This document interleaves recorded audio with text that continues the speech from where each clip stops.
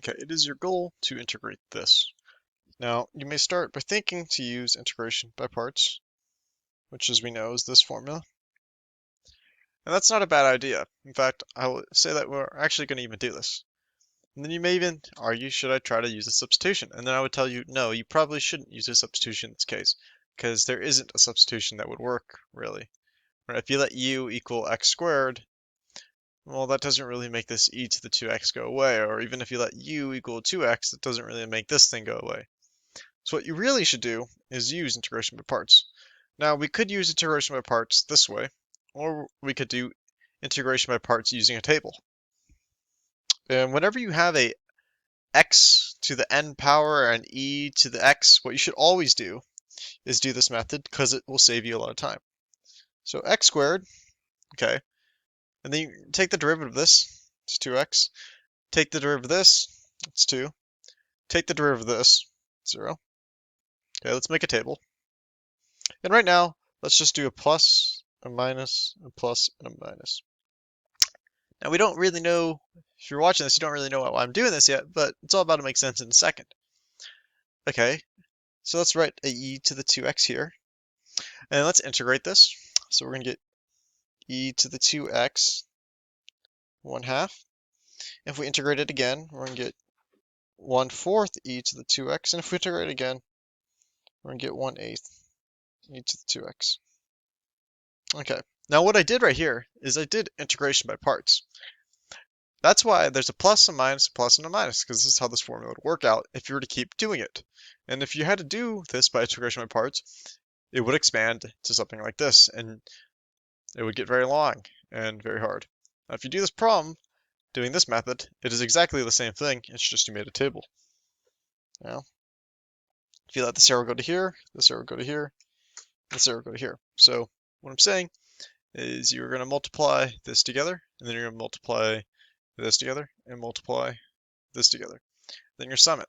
And the thing what you always got to remember is what you don't do is you don't do anything with this, you don't do anything with this, right? And if you're to think about why, well, just think about this integration by parts formula, and then you'd see that that is true, right? These wouldn't get touched. Okay. So if we take these facts, and let's just say we sum them, so like I said, this times this plus this times this and that, right? So we have x squared 1/2 e to the 2x minus 2x over 4 e to the 2x plus 2 over 8 e to the 2x. And of course, I'm going to simplify this and make it look a lot better. Let's start by factoring out the e to the 2x. In which I get x squared over 2. And then I get minus x over 2 and plus 1/4.